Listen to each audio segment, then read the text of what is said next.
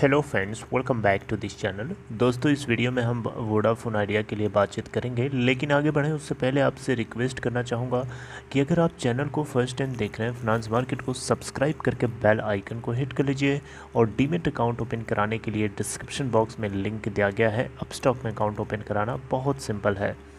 दोस्तों, सबसे पहले बिज़नेस की क्या सिचुएशन रही कल फ्राइडे के दिन, आपको जल्दी से डिस्कस करूंगा आप लोगों के साथ। देखिए, फ्राइडे को 11.45 की ओपन प्राइस के बाद 11.55 का हाई, 11.25 का लो, 181.7 मिलियन टोटल वॉल्यूम जनरेट हुआ एनएससी के ऊपर, जहां डिलीवरी परसेंटेज अभी कंबाइंड बेसिस पे आपको बताऊंगा। मार्केट कैप है 32,614 करोड़ रुपए और इसका 52 वीक लो 4.55 का, हाई है 13.80 का और बंद होता है 11.35 के ऊपर, जो कि इससे प्रीवियस डे के क्लोजिंग प्राइस के बिल्कुल इक्वल है। कंबाइंड बेसिस पे डिलीवरी अगर आप पूछेंगे तो मैं आपको बताना चाहूँगा 8 अक्टूबर 2021 फ्राइडे के दिन टोटल 24 करोड़ 60 लाख 47,000 यहाँ पे आप देखें तो वॉल्यूम जनरेट हुआ एनएससी प्लस बीएससी मिला करके, और जहाँ पे 6 करोड़ 70 लाख 91,600 क्वांटिटीज़ की टोटल डिलीवरी उठाई गई, यानी percentage of delivery to the total traded quantity is 27.3%। आइए एक आप लोगों के साथ खबर डिस्कस करता हूँ। एक खबर बहुत ज़्यादा इम्पोर्टेंट है दोस्तों। डिपार्टमेंट ऑफ टेलीकम्युनिकेशन यानी भारत सरकार OTSC यानी वन टाइम स्पेक्ट्रम चार्ज, इसको लेकर के देखिए, वन टाइम स्पेक्ट्रम चार्ज ये केस आज का नहीं है, ये केस है पुराना, 2019 का केस है, जुलाई 2019 का, जब TDSAT ने जो 2019 का भी नहीं दोस्तों, ये उससे भी पुराना केस है, 2012 के आसपास का केस है, जिसको लेकर के TDSAT ने जुलाई 2019 में, TDSAT का मतलब होता है telecom dispute settlement and appellate tribunal, ये एक बॉडी है। तो जुलाई 2019 में TDSAT ने टेलीकॉम ऑपरेटर्स को सपोर्ट करते हुए ये कहा कि इन लोगों से, यानी ऑपरेटर से, टेलीकॉम सर्विस प्रोवाइडर से डॉट जो है रेट्रोस्पेक्टिवली लेवी नहीं कर सकता, उसकी जगह पे वो प्रोस्पेक्टिवली करना चाहिए, जबकि डिपार्टमेंट ऑफ टेलीकम्युनिकेशन चाहता था कि इन ऑपरेटर्स को रेट्रोस्पेक्टिवली चार्ज किया जाए। मेरी बात समझ रहे हैं? तो इसी के बीच में खींचातानी चलती रही, जिसको लेकर के अभी रिसेंटली क्या किया था डिपार्टमेंट ऑफ टेलीकम्युनिकेशन यानी भारत सरकार, central government of India, supreme court के अंदर एक अपील फाइल किया था।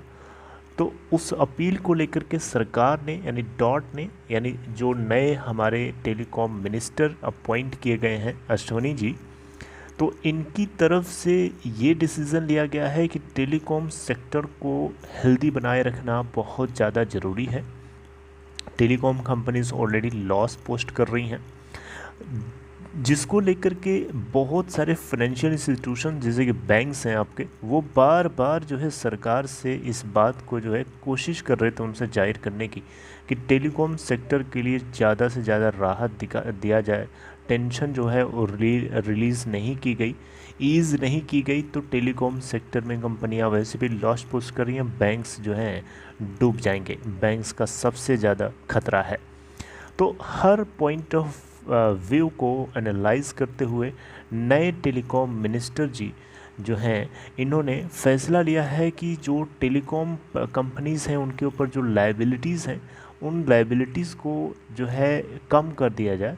तो यहाँ पे लगभग 40,000 करोड़ रुपए तक की बचत हो सकती है टेलीकॉम ऑपरेटर्स को, जिसमें रिलायंस जियो तो बाद में आया है, उससे पहले के जो ऑपरेटर्स हैं जैसे कि Vodafone Idea and Bharti Airtel, Tata Teleservices, इन सभी को बेनिफिट हो सकता है। तो अभी रिसेंटली हुआ क्या है मैं आपको वो बताता हूँ। आप देखिए यहाँ पे लिखा है Supreme Court adjourns OTSC case without expressing anything on government affidavit. तो भारत सरकार ने जो, यानी central government of India dot ने जो एक अपील किया था सुप्रीम कोर्ट के अंदर TDSAT के खिलाफ जा कर के कि ये रेट्रोस्पेक्टिवली चार्ज करेंगे, तो अब डॉट ने क्या किया है कि उसी को विड्रॉ करने के लिए एक अपील फाइल किया है एफिडेविट लगा करके कि ये एक बार फिर से रिकन्सिडर करना चाहते हैं और उसके लिए 3 हफ्ते का इनको टाइम चाहिए। तो इसके लिए सुप्रीम कोर्ट ने केस को सुना नहीं है बल्कि उसको एडजर्न कर दिया है 17 नवंबर 2021 को। यानी कि यही केस जो है अगले महीने की 17 को सुना जाएगा, जहाँ पे हमें पता चलेगा कि सरकार क्या करना चाहती है। और सुप्रीम कोर्ट ने यहाँ पे सरकार से एक ही क्वेश्चन कहा है कि आप सेटिस्फाई करो, यानी आप हमें सेटिस्फाई करो, यानी सुप्रीम कोर्ट को सरकार सेटिस्फाई करे, क्योंकि पब्लिक इंटरेस्ट ज़्यादा से ज़्यादा कंसिडरेशन में रहेगा तो डेफिनेटली कोर्ट जो है सेटिस्फाई होने वाली है। ये यहाँ पे कोर्ट का पॉइंट ऑफ व्यू है। तो दोस्तों यहाँ से क्लियरली एक सिग्नल मिलता है कि भारत सरकार जो है टेलीकॉम सेक्टर की सारी कंपनीज़ को, जिसमें सबसे ज़्यादा चोट जिसको लगी है वो वोडा आइडिया है, एंड उसके बाद जो है एयरटेल है। एयरटेल को बोलना यहाँ पे इतना ज़्यादा सही नहीं होगा, लेकिन हम नहीं बोले तब भी नहीं चलेगा, क्योंकि यही दोनों कंपनीज़ हैं जो एक साथ प्रॉब्लम्स को देख रही हैं कई सालों से, जिसमें सबसे ज़्यादा सीवियरली जो अफेक्ट हुई है वो वोडा आइडिया है।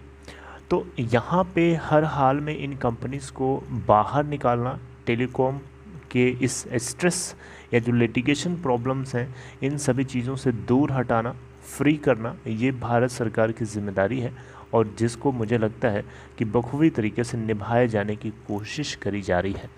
इस बीच में जो नेगेटिव बात करता है कि इसका टारगेट 4 रुपीज़ का है, मुझे लगता है कि वो हम आम लोगों को डराने के लिए एक साजिश रच रहा है, जिसके चलते हम इसके अंदर अपनी initial buying average price which is above, अगर हम उसको नीचे लेके आने की कोशिश करते हैं तो हम नहीं कर पाएंगे इस तरीके की पॉइजनस न्यूज़ को सुन करके या देख करके या पढ़ करके, राइट। तो इससे हमारा आम आदमी का नुकसान है, right. We are in danger. तो हमें किसी भी तरीके से जेन्युइन सोर्स के ऊपर बिलीव करना होगा और कंपनी की सिचुएशंस को डे बाय डे एनालाइज करना होगा। एंड फॉर दैट मैंने आपसे रिक्वेस्ट किया है कि अगर आप नए हैं इस चैनल को फर्स्ट टाइम देख रहे हैं तो make sure to hit the subscribe button and press the bell icon so that you will be getting notifications for each videos. Okay, so this is all in this video. Take care friends. We will meet something updating next with next content.